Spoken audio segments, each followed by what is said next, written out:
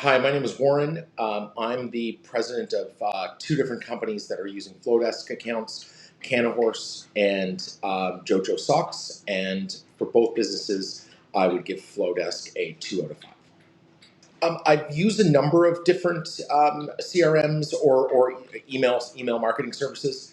And the reason that we moved to Flodesk was because we had used a few different lead magnets to acquire fairly large marketing lists.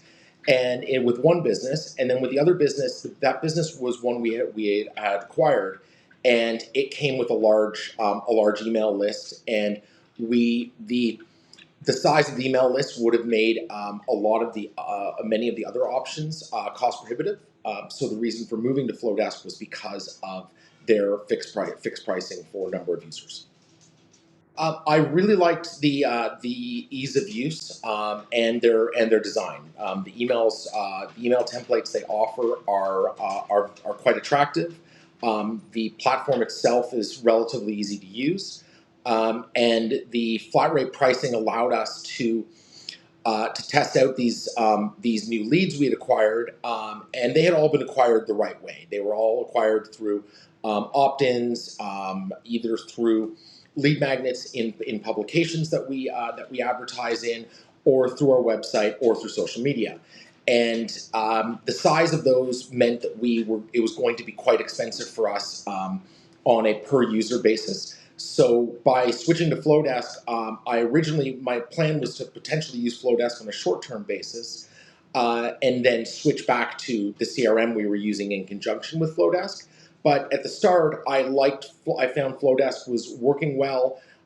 It was integrating well enough with our website, and then things sort of started to fall apart. Mostly an easy process. There aren't a lot of bells and whistles. I'm not sure that they're clear about that in their marketing, but once you get into it, if you have any experience with email marketing platforms, any of the big ones anyone might know, or CRMs, you can see that there are limitations. But with at their price point, one should expect limitations. So getting set up was mostly easy. They have one issue with their DKIM connection that is not very clear on the website. And then customer service was extremely slow to respond. They tell you it could be 2 days, and it's difficult to run a business when you need basic questions answered and having to wait 2 days. But they do have what at one time was a fairly useful Facebook group where a lot of those basic questions can either be answered by a Flodesk employee named Petra, who was as useful as she can be, and or within the community, or searching for. It's likely if there's a common problem, somebody else has asked the question in that group. As the last question, that's a hard one because we haven't really covered where the problems fell apart.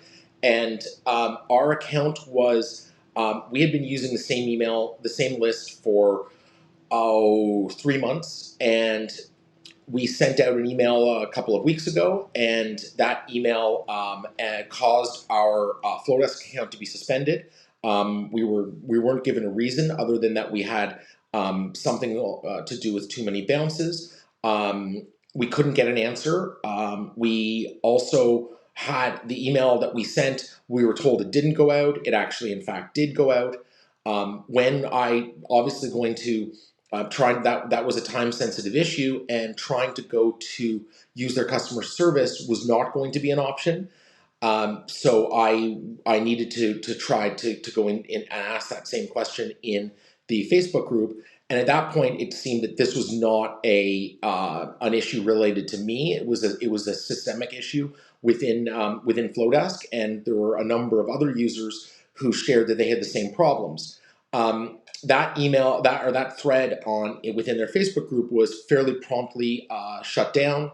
Then I was left with no way to get any sort of useful answers.